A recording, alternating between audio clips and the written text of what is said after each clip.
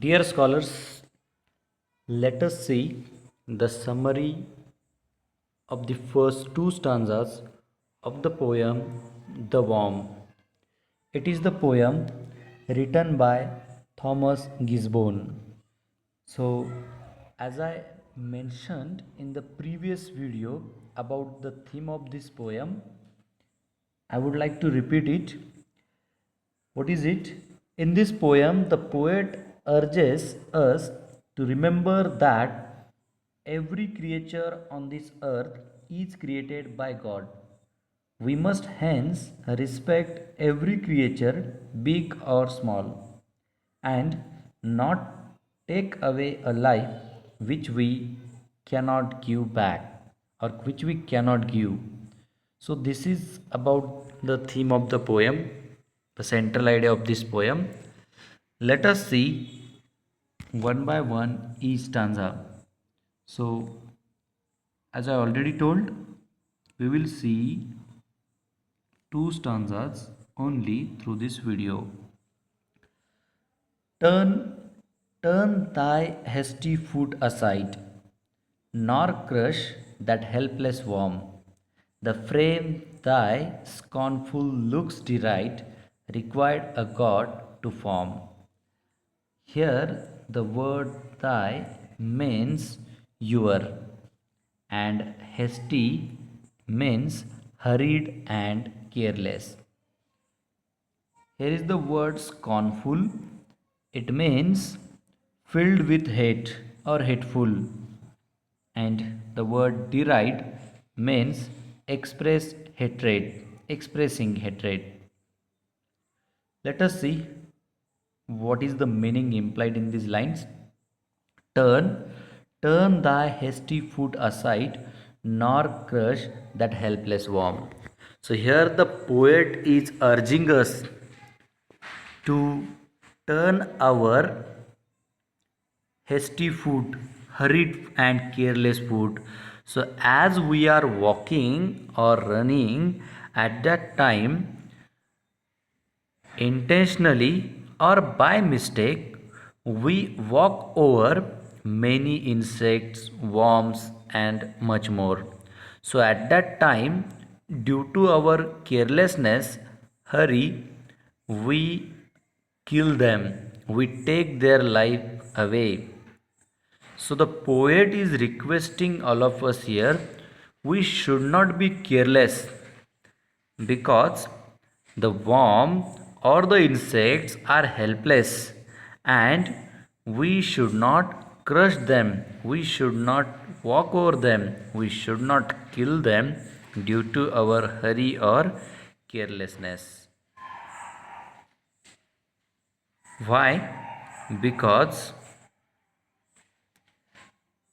we can't give them their life back. So, what right do we have to crush them, to kill them?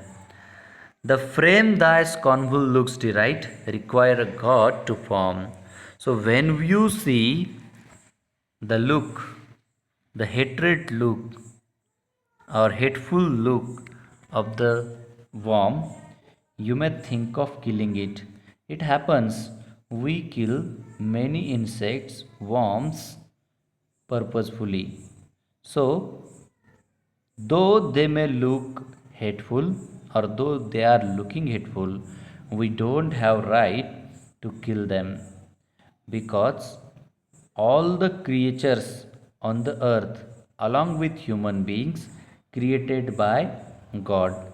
This is what the poet is telling us through these four lines or the first stanza. So I repeat, the poet is urging us to be careful while walking, though it may be hateful, ugly, worm, we should not crush or kill it as like us God is the creator of them too. Let us see the second stanza.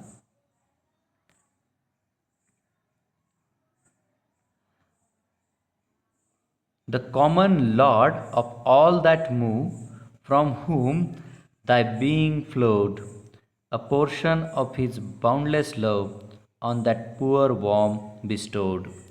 So here the word thy being means your life or your existence. Flowed is the abbreviation of followed.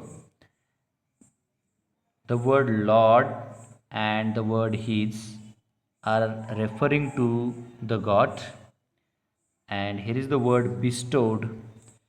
It is the abbreviation. So, what is the spelling? Actual spelling? It is Bestowed. So, bestowed means given as a gift or gifted. So, let us see the implied meaning. The common Lord of all that move, from whom thy being flowed. That is what the Lord, the God, is common, who is looking after all this entire world, or who is the only creator of all the creatures on this earth, who is common, and from whom thy being flowed. Because of that God only, we too have the existence, or we too have the life.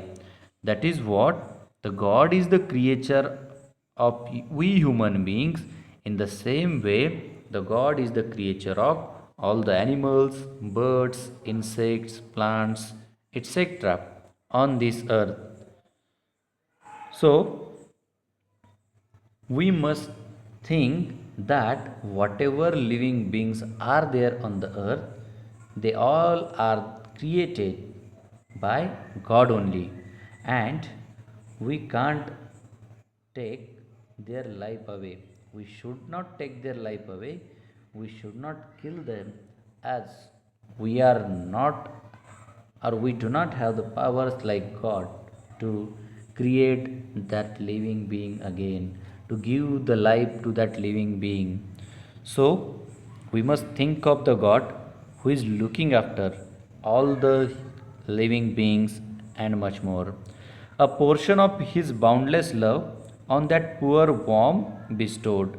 So just like we get the boundless love, boundless means limitless, having no limit, we get that unlimited boundless love of God. The same way God loves all the creatures created by him, as the boundless love of God is bestowed on us, gifted to us. The same way God is gifting, or God gives the love, His love, to all the creatures on this earth. So, here the poet repeats again, or gives the importance, describes the importance of God, and we don't have such powers. So poet is making us aware, and also urging us, informing us about the God, his love, and much more. So this is all about the two stanzas, first two stanzas of this poem. Remaining two stanzas we will see through the next video.